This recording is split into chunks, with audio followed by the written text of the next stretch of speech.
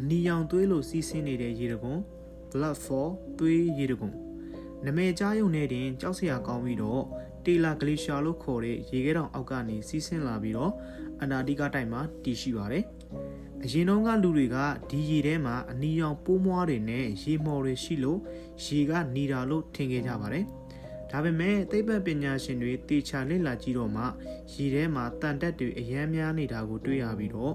ရေကလေထဲကအောက်ဆီဂျင်နဲ့ထိတွေ့တဲ့အခါတန်ကြီးတက်သလိုဖြစ်ပြီးတော့အနီရောင်ပြောင်းသွားတာလို့သိရှိရပါတယ်တေလာဂရီရှာရေခဲတောင်အောက်မှာနှစ်တန်းချီပိတ်မိနေတဲ့စားရေကန်ကရေတွေစီးဆင်းရကနေဒီရေတံခွန်ဖြစ်လာတာလို့လည်းသိရပါတယ်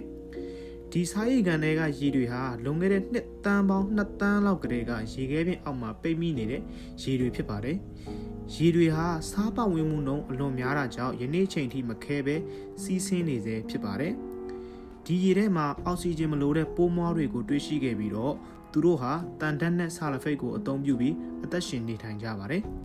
ဒီလိုပတ်ဝန်းကျင်မှာတော့အသက်ရှင်နိုင်တဲ့ပိုးမွားတွေဟာတခြားဂျိုတွေပေါ်မှာလည်းအသက်ရှင်နိုင်မလားဆိုတဲ့ခန့်မှန်းချက်တွေရှိခဲ့ပါတယ်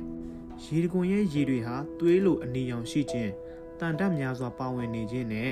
အောက်ဆီဂျင်မလိုတဲ့ပိုးမွားတွေရှိနေခြင်းစတဲ့အချက်တွေကြောင့်ဒီရေတံခွန်ဟာကမ္ဘာပေါ်ကအထူးဆန်းဆုံးအရာတွေထဲကတစ်ခုအဖြစ်သတ်မှတ်ခံထားရပါတယ်မိတ်ဆွေတို့ရောဘယ်လိုထင်ပါသလဲကွန်မန့်ထဲမှာဝင်ရောက်ဆွေးနွေးသွားလို့ရပါတယ်